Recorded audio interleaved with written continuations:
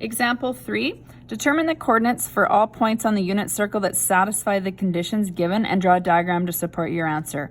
So here we're given the x coordinate is 2/3. So we know the x value, we want to find the y value. So we can use our equation of a unit circle here, and we can plug in x as 2/3, and that leaves us with the variable y to solve for. So let's solve for y now. So we're going to square and get 4/9.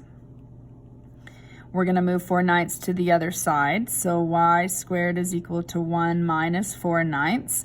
Now we need to get a common denominator. Right now it's 1/1, so we need this to be 9/9.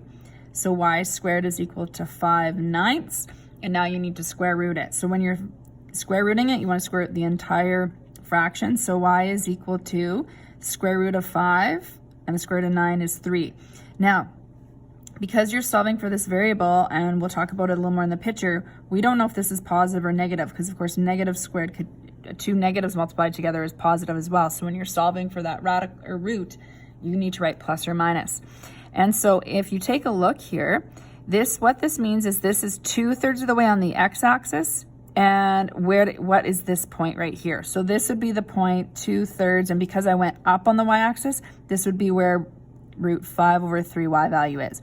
So that would be this point right here. Now, 2/3, there's also a point in the quadrant 4. This would be the point 2/3 and negative root 5/3 as a coordinate. So there's two y values. So there's two answers for this. So you would want to make sure you clearly state them both. I'm just going to make sure it's very clear what my answers are. Now, in some questions, that needs to be an ordered pair there, hang on. In some questions, they're going to give you information about what quadrant this is in, or tell you the quadrant. So it might say it's in quadrant 1, or it's in quadrant 4, or the y value is positive or negative, and you can narrow it down. But right now, these would be our answers. Now I'm going to show you another strategy that I like to use, because later on, when we need to incorporate sine, cos, and tan to this, we can do that as well. So remember that the x coordinate is equal to the cos theta value. So I'm just going to show you that as well. So cos theta is equal to 2/3. So if I draw any right triangle, and I'm basically using this triangle as a tool to help me solve and use Pythagoras theory. So I'm going to choose where I choose theta, or draw theta, I like to put in the bottom. 2 is adjacent side, so that's going to be adjacent to the angle. 3 is hypotenuse, right? Cos theta is adjacent over hypotenuse, so this would be 3. This allows me to do Pythagoras theory, so 3 squared equals 2 squared plus b squared. So 9 equals 4 plus b squared equals 9 minus 4, so b squared equals 5. B is equal to the root of 5. Now you don't have to put plus or minus in this part of the work, because you're solving for a triangle, which is a distance on a triangle is positive.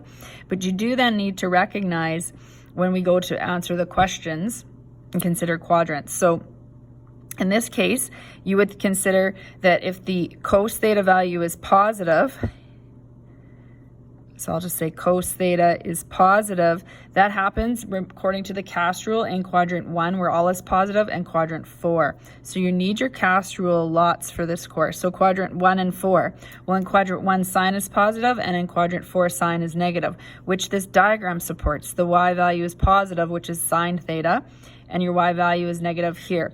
So sine theta is linked to the y value. So sine theta would be equal to what we found here. So we'll put in root 5 over hypotenuse. So root 5/3, and because it's positive in quadrant 1 and negative, we would put plus or minus.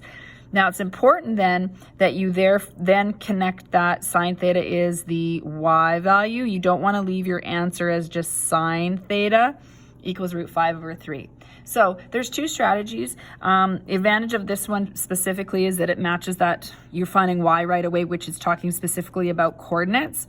And you probably will remember the plus or minus here. The advantage of this one is that you're not dealing with fractions in the evaluating, and that when you have all of this information later on, when you're asked specifically for tan theta, which you will be asked, you would be able to find that as well with saying opposite over adjacent, and then applying the rules for quadrant 1 and 4.